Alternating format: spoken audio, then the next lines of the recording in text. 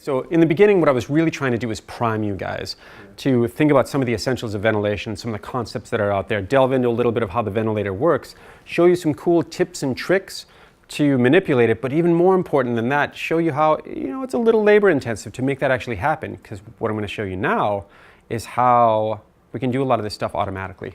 So just to sort of reintroduce a couple things really quick, the 5 key things that I think are important with ventilation.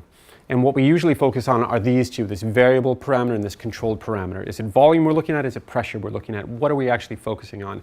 But these 3 others that are really important, that help determine how a lot of these ventilation modes work, which is the trigger, what's actually going to initiate the breath, the timing, and the termination. So when does it actually stop breathing? And we looked at how you can set the trigger windows and you change the IDE times and how you control the parameters to actually deal with it. And those main reasons we're focusing on those are to try and not only get good ventilation, but minimize iatrogenic trauma, attalec trauma, shear trauma, barotrauma, and volute trauma. And what we looked at initially was we looked at volume control, kind of the bread and butter ventilation mode, the set it and forget it ventilation mode. How pressure control volume guarantee does give you that a little bit better physiologic time to open up the alveoli, get end alveolar ventilation actually happening, but how it's really fidgety at the same time because you're constantly trying to adjust it to get to a different volume. And then we looked at PSV Pro, pressure support, and some of the limitations with that, flipping back into a controlled mode, flipping back into a spontaneous mode, and how there's that apneic threshold. And what I'm going to introduce is a couple new modes that do pretty much everything that we talked about doing in the beginning, but it does it for you. Now, it doesn't mean you don't have a job. There's still things you need to adjust, but it allows you to make those minute adjustments on the fly. And those 2 that I'm going to talk about are PCVG, which is pressure control volume guarantee, and this one, which really confuses people, and you probably even have it on your ventilators, but have never used it because you don't realize it's functional, which is called CPAP PSV. So CPAP PSV, what actually is that? I haven't gotten an exact answer as to why it's called this. We have this on a few of our ventilators in theater, and most people think that it's actually if you're trying to transition the patient onto a CPAP mask or like a BiPAP mask or something, but it's not. From what I've been able to tell, it's the ventilation mode is named this because it's very similar to a ventilation mode they use on non-invasive ventilation or in the ICU, but here's how it's different than normal pressure control ventilation, pressure support ventilation. So this is a trace of what happens when you get CPAP PSV. So normal pressure support ventilation, it senses that trigger, that 2 liters per minute of flow, and says, all right, I'm going to give you whatever I've been programmed to do, 8 centimeters of water of support, and it gives it to you. Patient breathes again, it gives it to you. As opposed to normal PSV, where all of a sudden they become apneic and it waits for 30 seconds and then triggers, this has a minimum respiratory rate. So if you set the rate to 10, it's going to give you 6 seconds. If you don't breathe, it'll give you a breath. If you suddenly breathe again, it immediately flips back and gives you another 6-second gap. So at the very minimum, you're going to breathe once every 6 seconds. It's going to help support you to do that. But as opposed to just normal PSV, where it switches in and out of that controlled method over 30 seconds, this is going to do it a lot more physiologically. If this machine is flow triggered, not pressure triggered? Not pressure triggered, no. Although the diagram suggests it's pressure triggered rather than flow. Yeah, well, it's showing that there, you also get these little dips here. It's a really grotty diagram, unfortunately. But it's not different, okay. So Yeah. that was my question. Yeah, so it's seeing the pressure and it's showing you that it's actually patient-derived, but it's not actually being triggered by that. Yeah. I'm just really bad with MS Paint and other things, so to actually draw these takes me a little while, but I found this one and it's just a little more pixelated than I'd like. But the cool thing about it is, again, when you talk about that balance between work of breathing and supported breathing, we do want to find that balance with everyone, but it's not just about that individual breath, how hard are they working, it's over the whole ventilation cycle. So if you get one really good breath, that's great, and then it's 30 seconds till they actually get another one, and they kick in and out of the spontaneous mode and controlled mode, overall, you're creating a lot more desynchrony, you're creating a lot more work. So ideally, it'd be great if you had a method that allowed you to do that, and I think that's what this does. In fact, these 2 modes of ventilation, for the most part, I think are kind of the be-all, end-all modes of ventilation. So let's put it in clinical context. Let's imagine you got this case, right? 34-year-old male, cuts his foot open at work, comes in, needs a washout. Not the biggest guy, 85 kilos, 178 centimeters, No significant past medical history, had his tonsils out a long time ago, didn't have any problems. He's got an LMA in, he's supine, surgery's underway, but he's just got inadequate ventilation. So I'm going to flip this thing back on and just show you actually how this mode works. The other thing I learned, by the way, is you burn through oxygen super fast. So I had these 2 tanks before, burned through them already in the morning. And that's because, again, the ventilators, the bellows are actually driven by oxygen. They're not driven electrically, so it burns that up too. So even though my flows aren't that high, it's still going. So let's do this. So let's put it on normal pressure support that we actually talked about before. The first thing it's going to ask you is, what pressure support do you actually want me to give? And then per breath, what do you want? And this is the one where we actually set it for a 30-second apneic time. I'm just going to pressurize the system, and off we go. So I take a breath, and it just starts breathing. And this is normal PSV. But now we just pause, and it's going to take 30 seconds till it kicks in. And it waits for a little while. Well, this one's going to auto-trigger, isn't it? Sorry. That's the limitation of having plastic lungs. What I actually need to do is kick the flows up a bit. Because it's so sensitive, it's actually picking up just these little subtle respirations.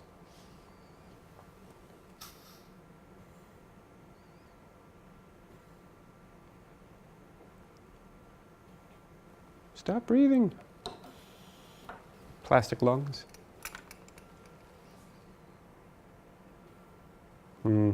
I'm just going to flip it over and show you. But you remember from the first time how when we were apneic for a little while, it actually would kick into a mode, that backup mode, after 30 seconds of apnea.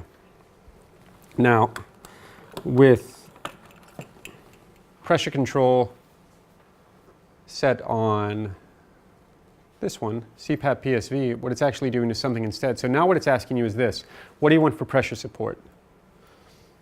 I'll set it to 10, but what it's asking you now is this is different. So it's not telling you what backup rate do you want. It says what minimum respiratory rate do you want to achieve. So I'm setting it to 10. So this is 1 every 6 seconds. So as opposed to pressure support, where it's asking you when I go into backup mode, what do you want me to do? This is saying, what do you want me to maintain? What flow trigger do you want? Now, flow trigger on PSV was buried in the menu. This is asking you primarily as a key thing, what do you want me to trigger off of? So it's prompting you straight off the bat, this is one of the most important things to actually use. How sensitive do you want it? How not sensitive do you want it? And again, because it's going to go almost breath to breath, as opposed to waiting for 30 seconds of apnea, this is saying I want to be closely tuned to the patient's ventilatory efforts. So what do you set it at in the real world? Usually 2. I find 2 is pretty good. If you're going below that, I'll show you an example. Watch what happens if I set it to 0.2. I've actually got to kick up the pressure, I'm sorry. It's a plastic lung. So you just tap on the tube. I'm not tapping that hard. And it's triggering your breath. So you can imagine how someone bumps the table, triggers a breath. Someone leans against the table, triggers a breath. You get some condensation in the bottom of the tube and it jiggles a little bit, triggers a breath. And because the machine shows you blue, you're tricked that the patient is breathing. Yeah. You're giving more oxygen. That's how all of this Yeah, goes. and then they wake up comfortably 5 hours later. So again, in this case, what you're seeing is this. This is setting a minimum rate of 10, so it's automatically going to start breathing for me. But now watch what happens when I breathe. So I give it 1 breath, and it says, all right, no problem. I saw you try and take a breath. I'm going to support you. But now 6 seconds later, I haven't made an effort. It's going to breathe for me. How is this different to SIMV? Really good question. So the difference between SIMV and this happens to be with where it's actually putting the breath. So with SIMV versus the CPAP PSV, with SIMV, you're saying, I have a mandatory rate. You're going to be doing this first, and I'll let you do pressure support breaths on top of it. This is saying, I prefer you to do pressure support breaths, but as a backup, I'll kick into it and allow you to breathe. So with SIMV, it's going to breathe. So if you trigger a breath within that normal window, it's going to give you a volume control breath. If you trigger a breath here, it's going to just give you a pressure support breath. That's the main difference. You're absolutely right. It is really subtle, and they seem almost exactly the same, but it's just flipped. One is more control-based, and the other is trying to be more supportive. SIMV is, I really want you to breathe, but if you do breathe, I'll help you out. This is, I really want to breathe for you, but if you do breathe, I'll help you out. This is, I really want you to breathe, and if you don't, I'm going to make sure we at least keep that minimum ventilation. SIMV early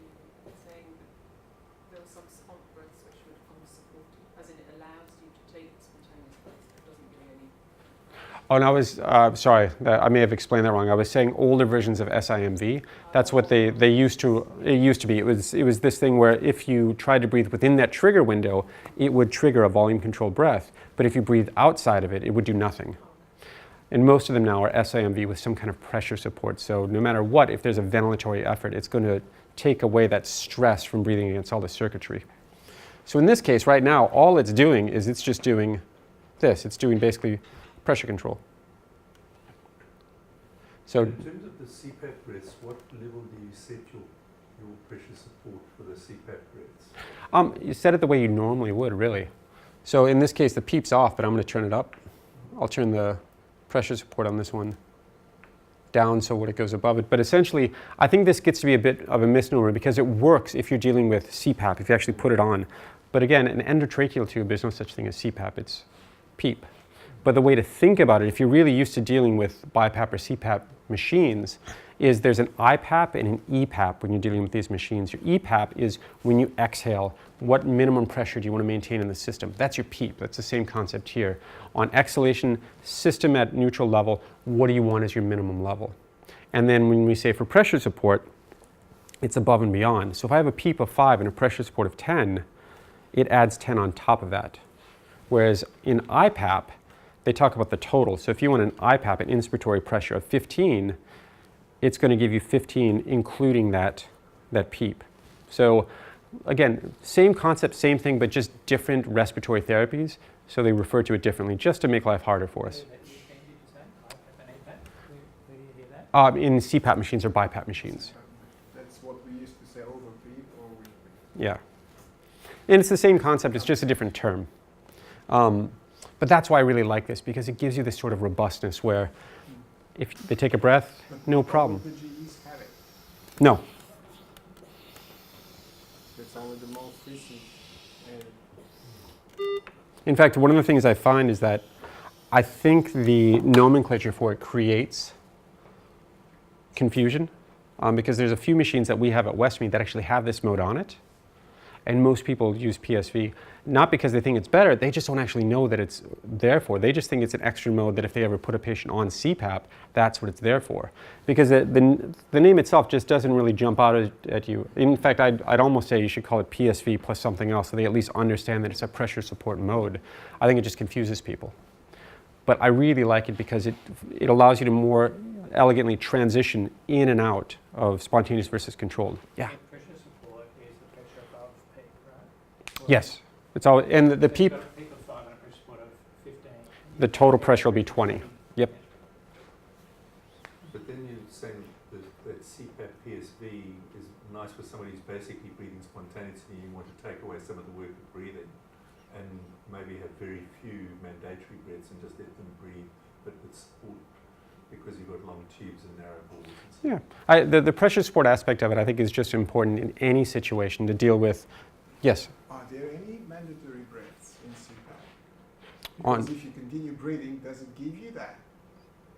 I don't understand this. I mean, I understand. CPAP PSV, yeah. Is there any mandatory breath if time is over this set from the previous breath is more than 6 seconds if it's right. yeah, it'll only give you a mandatory breath, that sort of pressure controlled waveform, if you haven't breathed within the minimum rate. And that's the key difference. The big difference between PSV is you're setting an apneic threshold.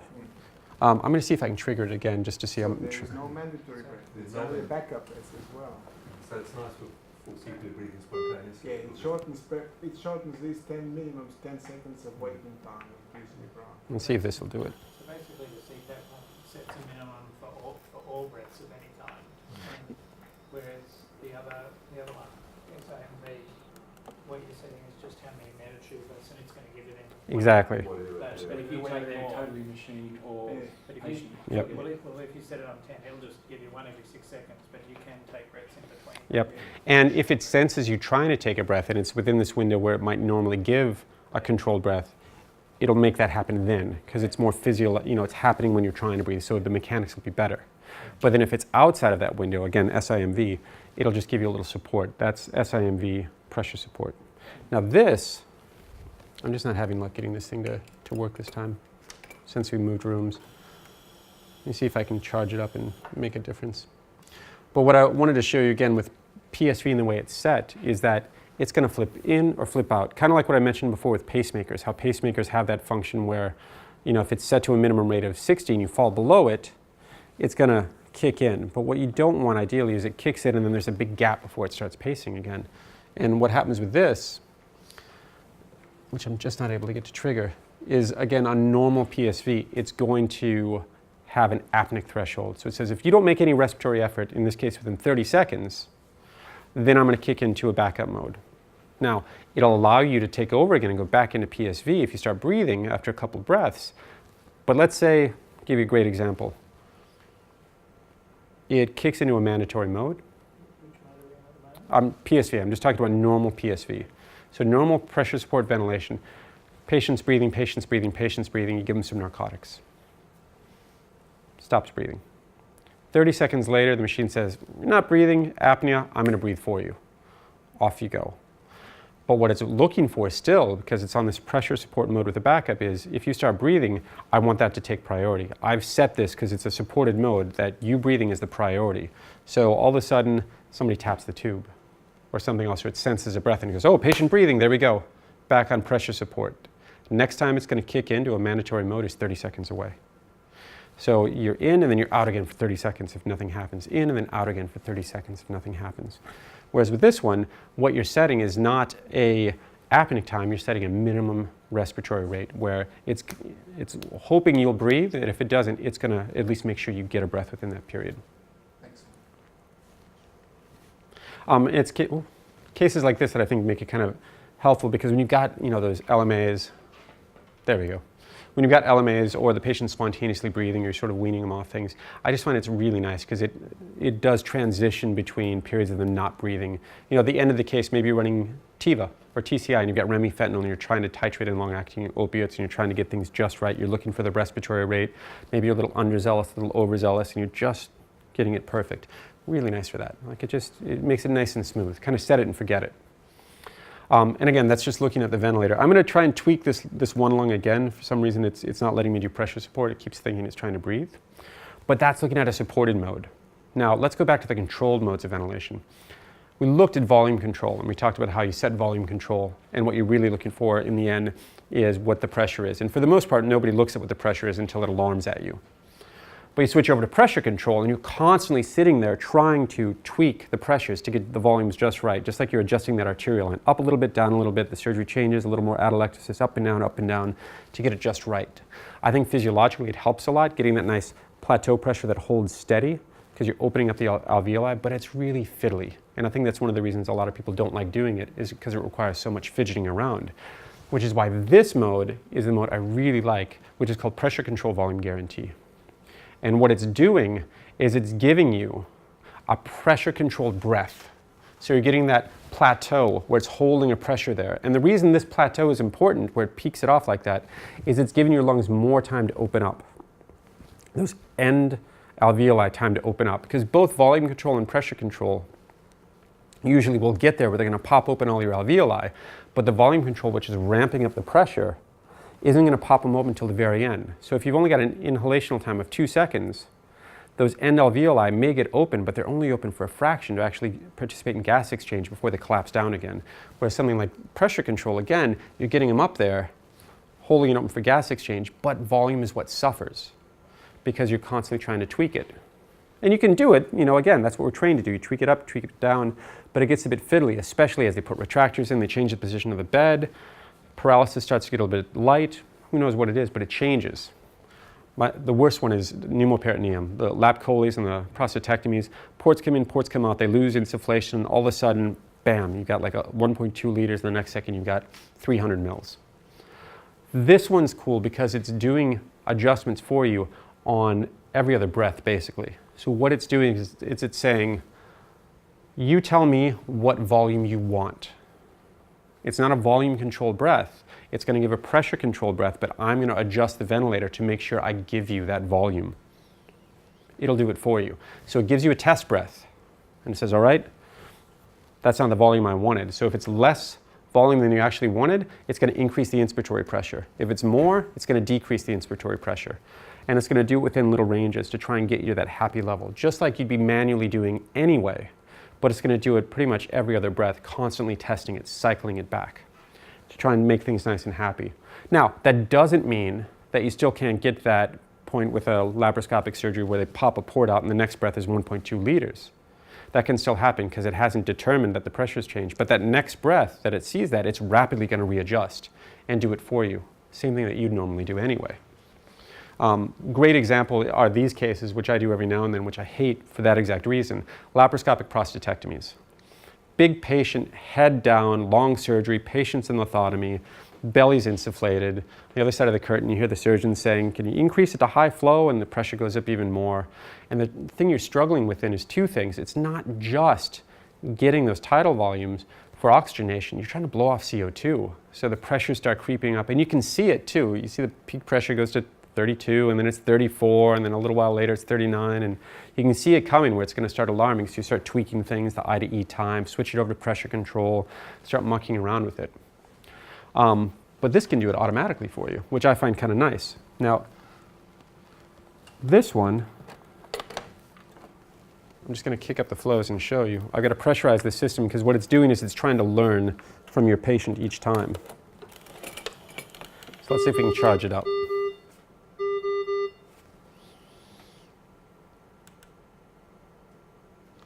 And we'll put it over to pressure control volume guarantee. Now the cool thing about this, and this is the thing I like about this mode, as soon as you switch it in, it looks exactly like volume control ventilation. All it's asking you for is what do you want for tidal volume? Done. All the settings look exactly the same. When you go into volume control ventilation, it says what volume do you want, and it usually defaults to a PEEP of nothing, a respiratory rate of 10, and an I to E of 1 to 2. It's setting up the same thing. I'll give them a little PEEP.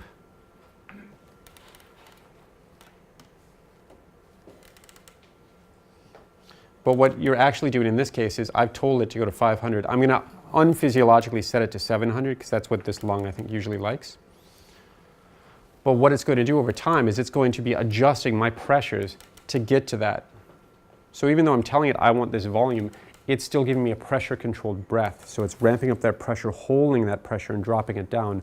But it's adjusting the peak pressure to actually get me there. And then let's say all of a sudden I change things a little bit. I just put a weight on it basically. Change the compliance. Yeah, I just changed the compliance. So all of a sudden the breath's only 400 now. And I said, well, I don't want 400, I want 700. So what it's doing is it's ramping up the pressure.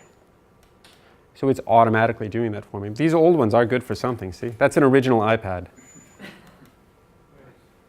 But it's adjusting it to try and get to where I want. Now, it still can have the same problems as normal pressure control ventilation, which is you can max out your pressures, but that's the same with volume control.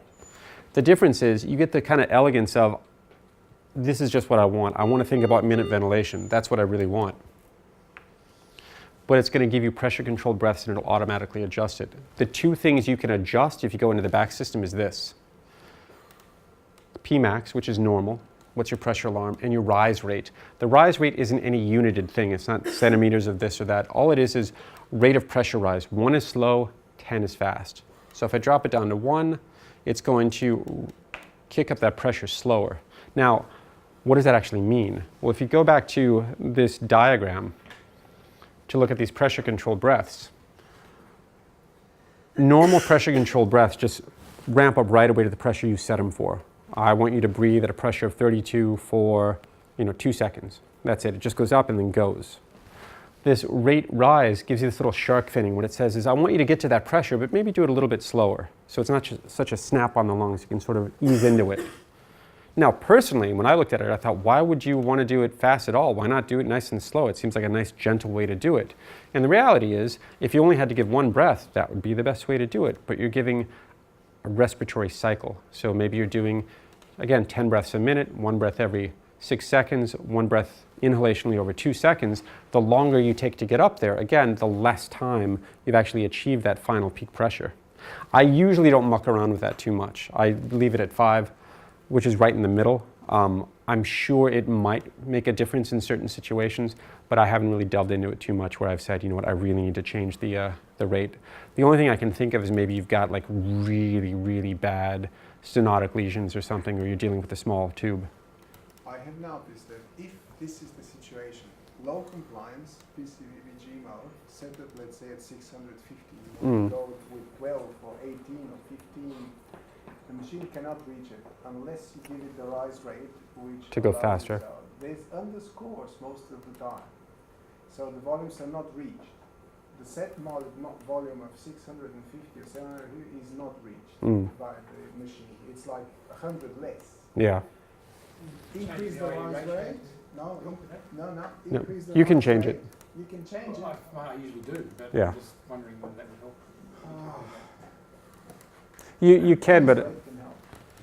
I think the point you're getting at is the important one, which is you can still get stuck. You know, this helps tweak things a little bit, but there still are going to be situations where physiologically you're just stuck because the compliance sucks, and as much as you want to, you're still not going to be able to get things in. But what this is doing is sort of automatically doing a lot of the things that we were trying to tweak before. It mentally lets you think in terms of minute ventilation, but as far as ventilation modes, it's giving you a pressure breath. It's kind of nice. I have some sort of observation that even approaching the limit, pressure limit, if it is set too close to the actual peak pressure necessary to achieve that volume, is impeding the machine performance. Yeah, it cuts it off. It cuts it off even if it's not reaching it. Yeah. So if we lift the pressure limit and get it 40 millibars up above what we're actually using, it is easier and It'll sneak it in. it is easier Yeah. to achieve the volume. And I think part of that might be, I think, because the number you're actually seeing here, it's not the maximum that it's actually going up to. It's what it's showing and what it's reading might be a little bit different. So it's giving you kind of what it mellows out to be in the end. It's not the plateau pressure, but the alarms that are actually limiting it might be the same. Just show us what happens when you lift that weight off. Yep, ready? Just after. So this is what happens. Let's say you take the ports out and the pneumoperitoneum's gone. So the next breath should be bigger. So 500, and now it's waiting to come back. Almost 700. But now it's going to adjust. It's going to say, you know what, that's not the pressure, that's not the volume you asked for, and it drops the pressure down. And it does it within 1 to 2 breaths, depending on how big of the gap it is. Again, if it's this massive pneumoperitoneum and they all of a sudden, they've got like a hand port in, they pull their hand out and everything goes, the next breath is going to be huge. The next one after that is going to be a little less, probably too much, because it's trying to ramp it down to get to that happy level that you're at. But for me, this is physiologically what I like. It gives me a pressure-controlled breath. I don't have to monkey around with it. And it's not that I'm lazy, but I've got other stuff I want to do. Like I'm paying attention to the blood loss and the SATs and what the end-tidal CO2 is doing, and have I given antibiotics, and is the arm fallen off the table again, and have I called for the next patient? So all of these things I'm trying to think of, and this is important to me, but I don't want to have to think about it. So it's doing it automatically for me. You still have to interact with it, and you still have to do things with it. But in this case, the only things I'm going to really adjust are going to be the rate and the I/E ratio of the PEEP. Speaking of which, so that was looking at that case. An interesting mode is the next one, and now is when it starts to get a bit of a mouthful. So we talked before about SIMV, right? So SIMV is really just a mandatory mode of ventilation. There's no true SIMV. It's SIMV that's either volume control or SIMV that's either pressure control. But the problem is both of those modes have the same limitations of normal volume control and pressure control. With the volume control, you're ramping up and you're having troubles actually getting to that nice end alveolar opening. With pressure control, it's the same thing. You're tweaking it around to try and get the right volumes that you want. And even more so when you've got a spontaneous mode thrown into it, because now the compliance is really dynamically changing with what's going on with the patient. Maybe they're straining a bit more, maybe they're not. It makes it a lot harder. So this is basically taking what we talked about before with SIMV, the trigger, the concept, everything is the same. The only difference is when it does give you that mandatory breath, it's going to be a pressure control volume guarantee breath. In fact, this isn't even an accurate name for what it actually is. The actual name is just way too long. This is actually SIMV, pressure control volume guarantee pressure support. But I think it's just too much of a mouthful in the end. Now, when you actually go to set something like that up, what does it actually look like? So I'll prime up the system. When you actually go into it, that's also listed here. So SIMV, pressure control, volume guarantee, and what's it going to ask you for? it's going to ask you the same thing as normal pressure control volume guarantee. What volume would you like? The other thing it asks you for is what pressure support do you want? And then just as before, you set the respiratory rate. The difference is, though, sorry, I'm going to take that pop off, Alva. So if you try and breathe, it'll actually breathe with you. Now, whether it's a pressure support breath or a ventilator-driven breath, that PCVG breath, just depends on when it falls, if it's within that window or not. The lower your respiratory rate, the bigger that window is going to be.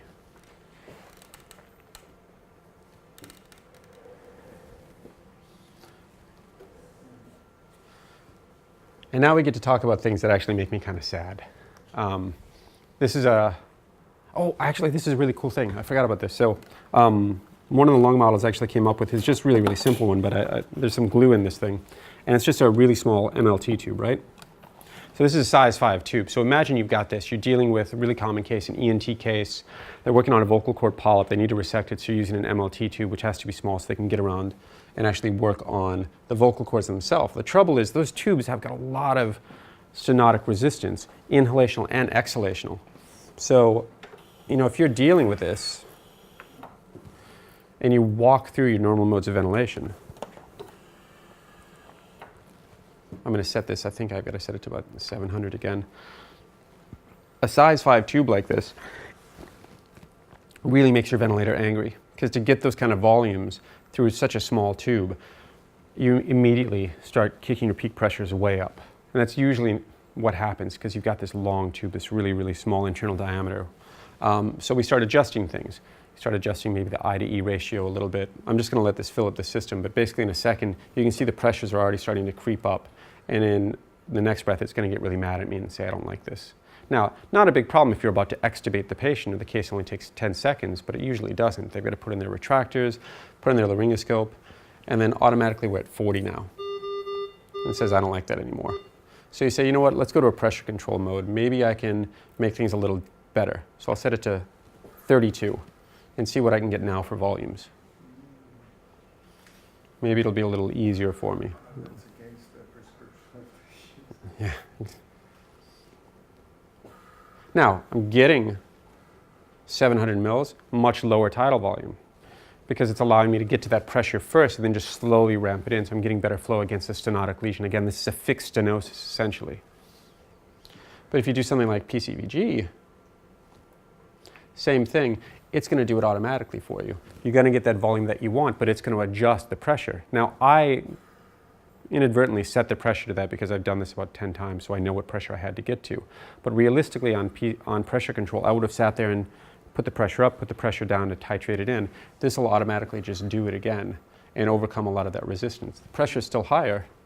Can I ask a question there? Yeah. I've seen in real life, if you're on volume control ventilation, you've got problems with high pressures, you switch to pressure control volume guarantee, you end up with the same tidal volume but with a lower peak pressure. Yeah.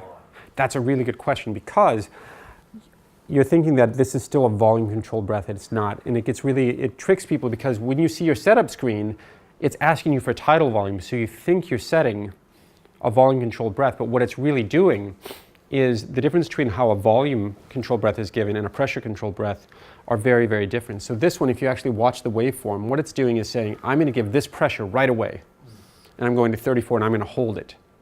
And I'm going to adjust that pressure till you get your tidal volume. The other one says, you're asking, I'm going to make the math easier, you're asking for 500 mils tidal volume every 10 seconds. So that's every 6 seconds, a rate of 10, which means an inspiratory time of 2. So 500 mils over 2 seconds, which means I have to flow at 250 mLs a second. So what happens is it immediately starts pushing that in just at that rate, so your pressure ramps way up. So it's an airway resistance issue, as you're showing with the speed. Yeah. May I throw here in, because we can get carried away by this discussion very easily. It is not, when we're talking ventilation versus perfusion, it is not the peak pressure. It's a plateau. It's the mean pressure in the system, Yeah. and it wouldn't change. If you Mean put pressure stays the same. it stays almost the same. It changes less than 5% or less. It doesn't change. So actually, we're not doing anything. We're just cutting off that peak pressure off. Yeah. The second thing is, because we're using narrow tubes like here at the moment, if you're doing, let's say, a bronchoscopy, and you put the bronchoscopy on through the tube, the bronchoscope, it includes it, the pressure is not delivered to the lung. It's staying here in front. So I prefer a volume controlled mode there, actually, because I don't care about the pressure. I'm not actually interested in it. Because you're right, it's the mean pressure. In this case, I'm trying to simulate sort of a stenotic situation, but it allows me, again, if you do volume control at the same time, it's still just kind of getting back and forth to it. I think that even... Lift the pressure limit and go. Yeah. In some of them, you can't go beyond 40. That's the limiting factor, too.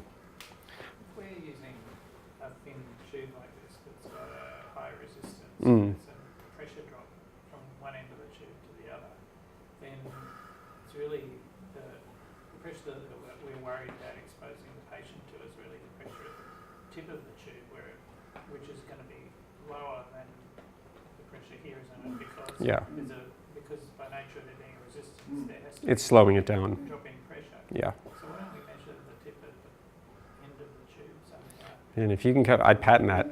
Yeah.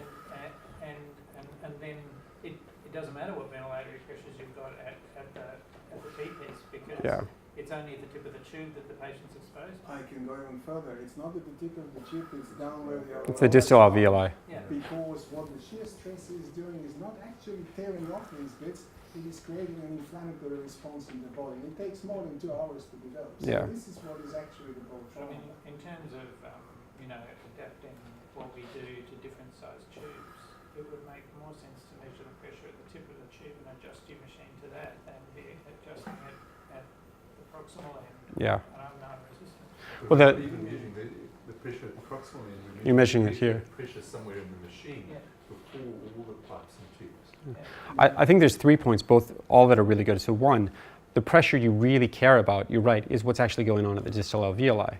Now, the trouble is, and this is where it becomes tricky, is a lot of the studies that have been done that talk about what pressures do you really care about, they're done with measurements that are maybe done at the end of the tube, not the internal end, but the other end. So we use this number as 40, but that number of 40 centimeters of water was derived from looking at studies that were really dealing with an endotracheal tube. So I agree. What you really care about, you don't care about the pressure at the tube, which is what this is really measuring for the most part. It's measuring the pressure here after all the resistance here. You care about the pressure inside. But we need to do 2 things. One, you need to start measuring it inside, but then you also need to redo a lot of the studies to find out, well, what pressure now do we really care about at the distal alveoli? Because I don't really know. So those pressures are going to be lower than what we think. Oh, absolutely. The reason it's Like- Pmax 40 is because that's been determined to be some sort of level. Retrospectively and through studies that, they look at this inflammatory change The other and pressure that's required to bugger things up is probably a lot lower than that. probably. But then again, it also, it gets super, super complex. Like, this single alveoli, it matters for just that one pressure. But when you're dealing with an entire lung with millions of alveoli, and some that are atelectatic, some that are more distal, some that are gummy, some that are at the more proximal end of ventilation. And that's the thing again with when these alveoli open up. If they're popping open at the very end, they're popping open and they're seeing pressure, they're seeing it for a second.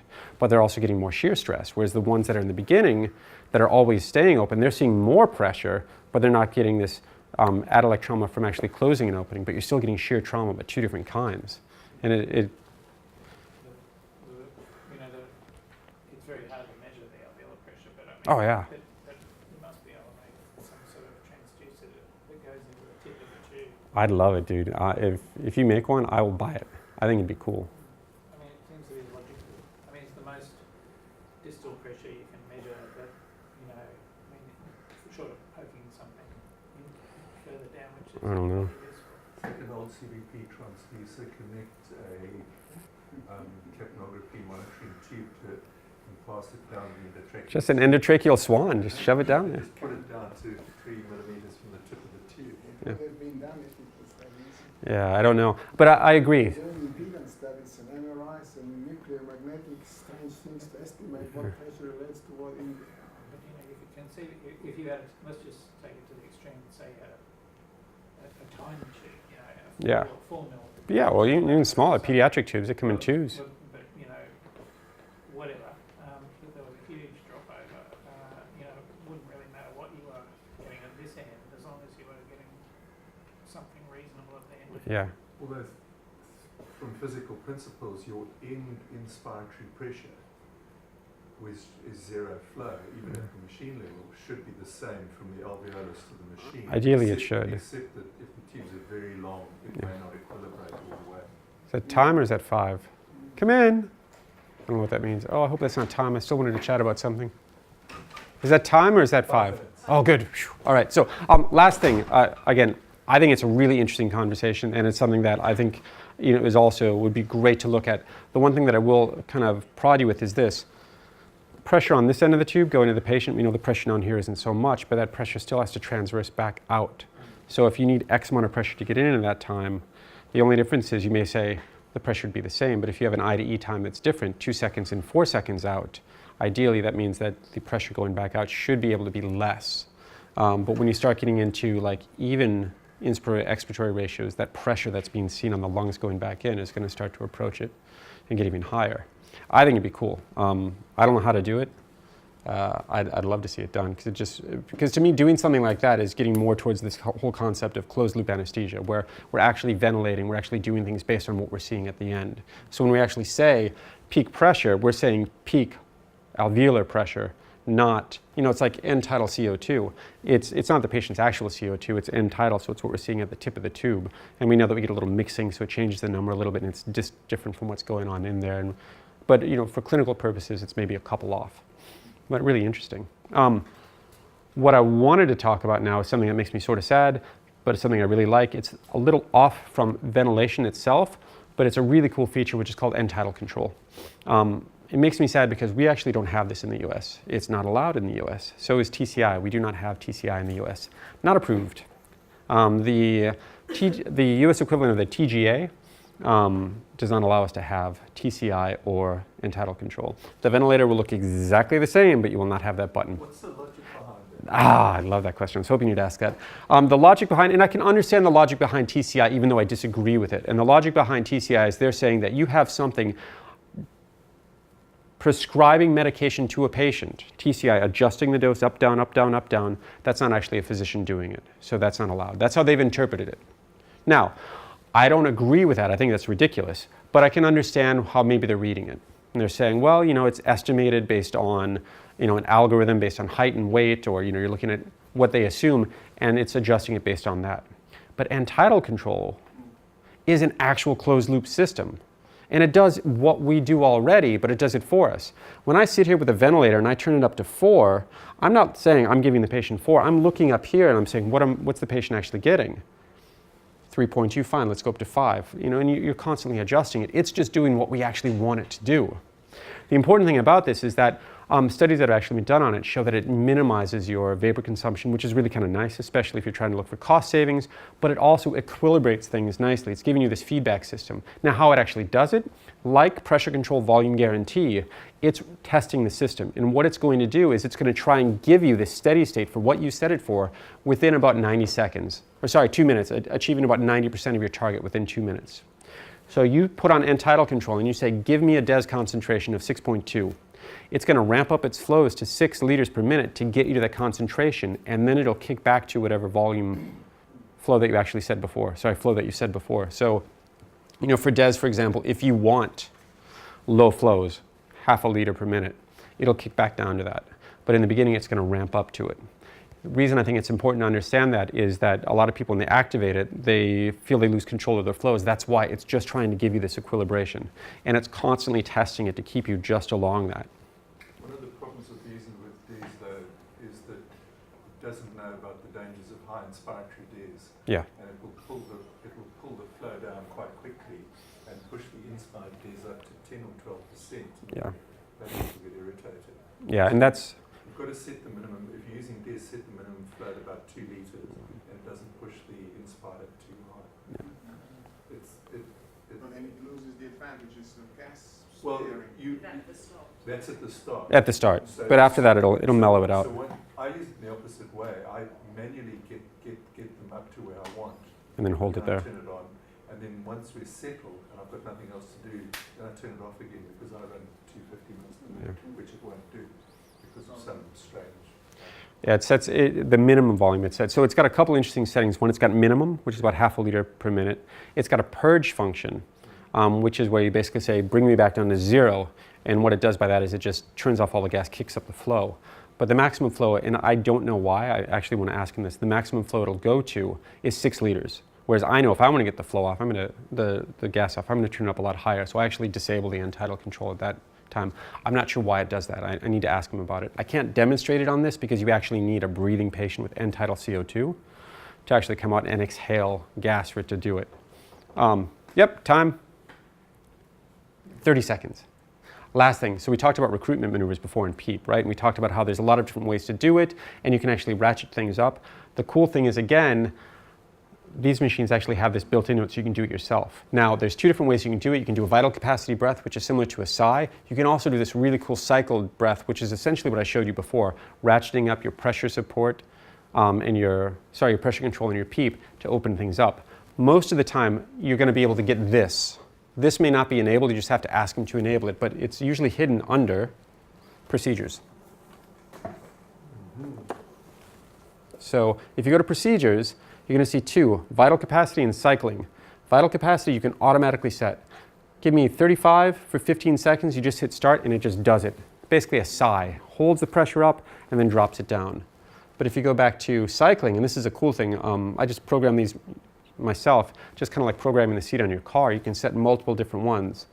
And this is just set up in steps. So first step, it gives you your pressure, your PEEP, pressure, PEEP, how many breaths, and it just does it automatically. So all that stuff that we did before, going up by 5, going up by 5, down, it does it automatically, which I just think is nice. Again, you control what it does, but it does it for you. So you can just wait and see what happens. I think it's kind of cool. I've gone over time. I'm really sorry, guys. I don't mean to